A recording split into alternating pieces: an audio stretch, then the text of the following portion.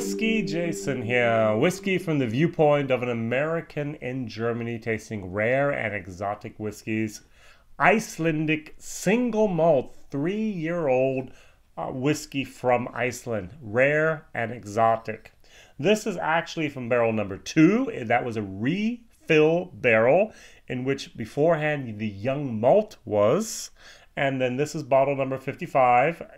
It was actually filled up in November of 2017, and the initials of the distiller are on the bottle, handwritten, very, very, very nice. 0.5 liters, and we're talking here about 70 euros, about $90 to be honest, for a half liter. That's a lot of money.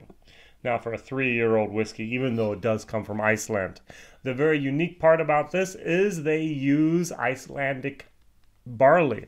So the barley is grown there. It's a whole different type of barley than we use in the Speyside or in Ireland. They actually have a very, very low starch content, and so they have to use up to 50% more barley to get the same amount of alcohol as they would in Scotland or Ireland. It took them 4 years. It took them 163 different trial distillations to finally find what they wanted. And this is a family-run distillation company since 2009 in Einvert on the island of Iceland. Now, most people know the FLÓKI from their, what was it called? Their sheep dung whiskey. They use the poop of the sheep instead of peat, which was often used on the island to actually peat their barley. This is not the young malt. This is really the 3-year-old single malt. And so far, this is the summer of 2018, they have filled up and emptied 58 of their barrels. Great dram. This guy is fantastic, actually, from England. He did a live stream with a master distiller from FLÓKI. I'm not even going to try to pronounce his name.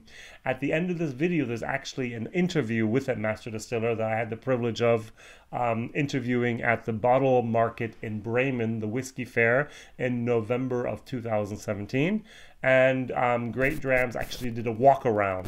So the master distiller had his cell phone, videotaped the entire process from the grain that comes in, from the hammer mill that turns it into grist, to the washbacks, to the entire process of distilling and the vatting, as well as the barrel they have. It's a very, very, very informative video.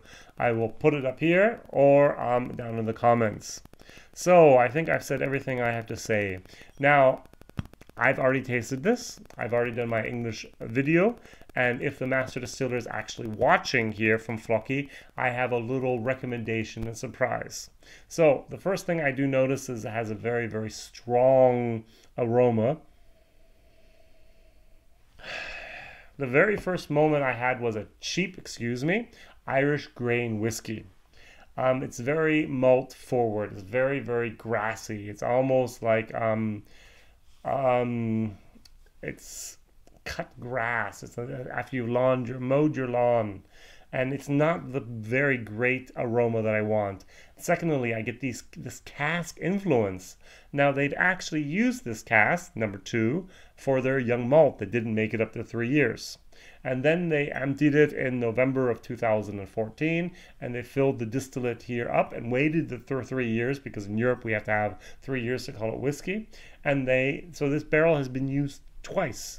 And just like the tea bag, you'd expect it to be less powerful and influential in the second time around, but I'm not really sure it is.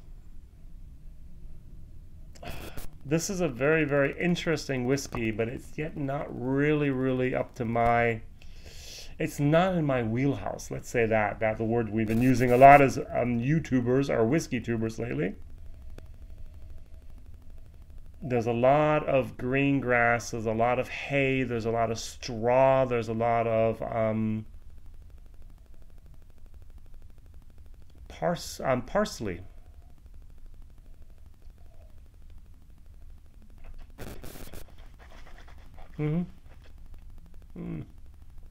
Wow. The alcohol is not that intense, but it's not the creaminess I want. I'm missing my caramel notes. I'm missing my fruity notes. I'm missing my even my nice butterscotch type of moment.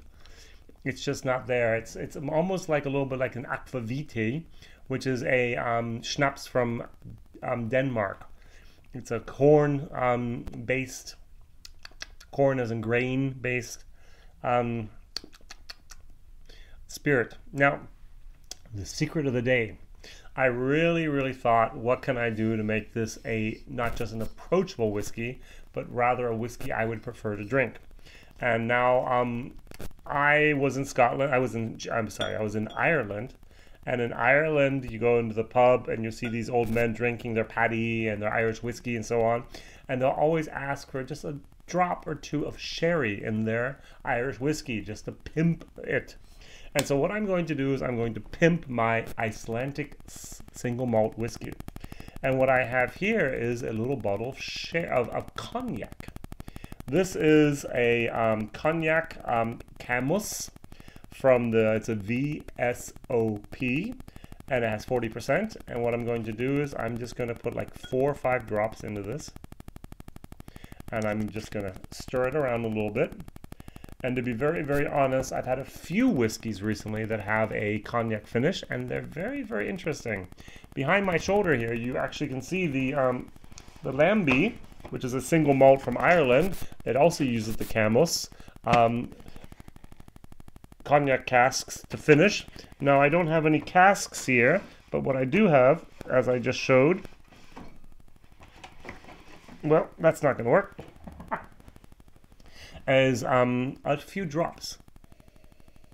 And now, immediately in the nose, it gets a whole different character. It's a lot more of a complementing each other. Now, the parsley, that hay straw is still there, but it's tamed a little bit.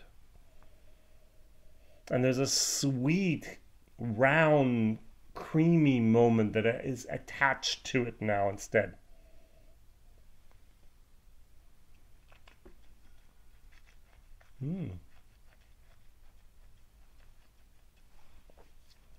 Oh yeah. And what the cognac does is actually it masks some of those moments, especially at the end. Oh, that's so good at the end. That really don't fit into my profile of whiskey. Now, I know you can't just add cognac, but maybe, and just maybe, the guys in Iceland can get themselves 2 or 3 casks with cognac and just experiment and put their Icelandic single malt in it, in those wet, if possible, cognac casks. Let it mature for 3 years, either as a finish, 3 months, or maybe even the entire time, who knows, 3 years, and try it. And see if I might not actually have an interesting concept for pimping your Icelandic whiskey. All right, WhiskyJason here, whiskey from the viewpoint of an American living in Germany tasting rare and exotic whiskey. I did not find a single video online here in the summer of 2018 of the FLÓKI single malt. I found some young malt, I found some sheep dung, but I haven't found any about the single malt, so I decided, let me do it. Yay! Thank you very much for watching. Mondays, Wednesdays, and Fridays my videos come out, and your thumbs up, please. My question of the day is, do you know of a country in Europe that is not producing whiskey at the moment? So I know that they do it in Finland, they do it up in Sweden and Denmark and Germany and Austria and Switzerland and Italy. They do it in France and Spain. I'm not sure about Portugal. I'm not sure about Albania. I'm not sure about Greece. I'm not sure about Romania. I'm not sure about Hungary. But I do know that Austria does it, as I mentioned, and I'm not 100% sure about Poland either. I do know that the Ukraine has one. It's very small. I have some bottlings seen online on auction sites, and Russia as well actually produces whiskey. So So which countries, in your opinion, in Europe do not produce whiskey at the moment? Write them down and maybe we can research them and find out. Maybe other people contradict them and correct their answers, and we'll all learn in the process. WhiskyJason here, whiskey from the viewpoint of an American in Germany tasting rare and exotic whiskeys. Bye-bye.